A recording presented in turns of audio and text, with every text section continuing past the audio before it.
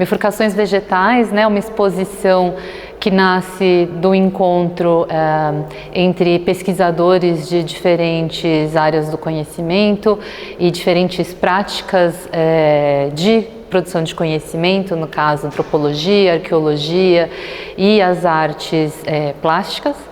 E é uma exposição que acontece no contexto do ano da França no Brasil, né? Nesse contexto de colaboração cultural entre os dois países. Como a Etienne falou, a exposição aconteceu, né, em dois momentos. Num primeiro momento na França e agora no Brasil. Nos dois momentos a exposição foi acompanhada também de um momento de reflexão coletiva num seminário. No caso da Bifurcações Vegetais aqui no Museu de Arte Contemporânea de São Paulo, a gente reúne artistas, arquitetos, paisagistas, agricultores de diferentes regiões do país, povos indígenas também de diferentes regiões, diferentes biomas, né, da Amazônia, do Cerrado, da região do Vale do Jequitinhonha, né, que é uma região de mata seca, os Guarani também de São Paulo. Antropólogos, arqueólogos, enfim, é uma exposição que parte da transdisciplinaridade, né? E também desse encontro de diferentes trajetórias e formas de engajamento com as plantas.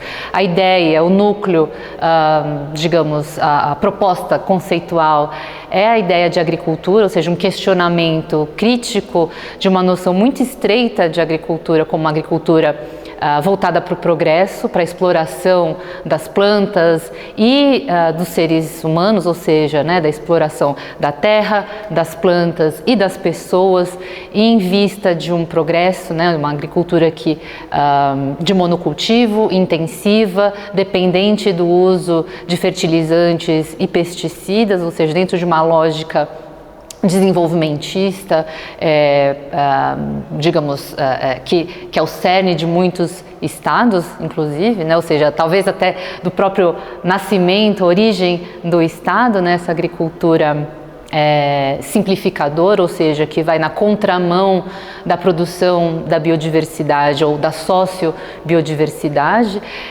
A gente busca então uma abertura, um questionamento dessa ideia muito simplista de agricultura para mostrar diferentes modos de engajamento, de produzir a vida com as plantas.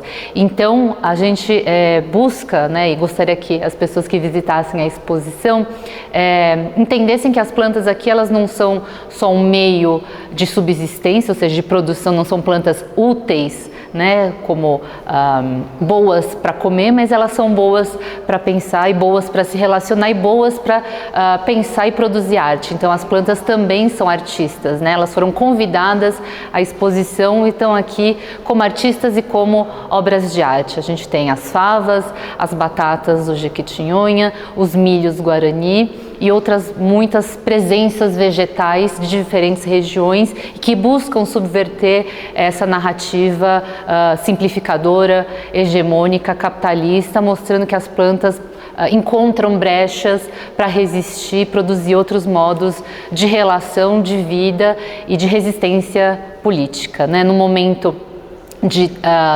mudanças climáticas e de erosão da agrobiodiversidade, a gente espera que as bifurcações vegetais sigam produzindo novos frutos, que elas se proliferem, que elas germinem outras ideias e modos de produzir a existência com as plantas e as suas espécies, seus seres companheiros.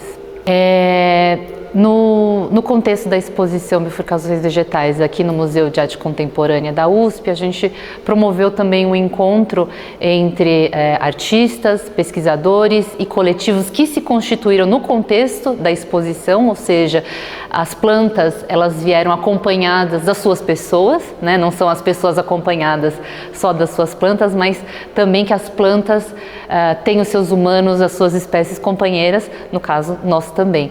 Então, Então a gente reuniu nesses 2 dias aqui no museu esses coletivos, essas plantas, em vista de, da mesma forma que as pessoas trocam sementes, elas trocam experiências. Então foi esse momento de ocupar o museu, né, de trazer a vida vegetal e esses relatos, essas vozes humanas e não humanas, para que a exposição fosse criasse esse momento de troca, de fortalecimento mútuo, de encontro de experiências tão diversas, né?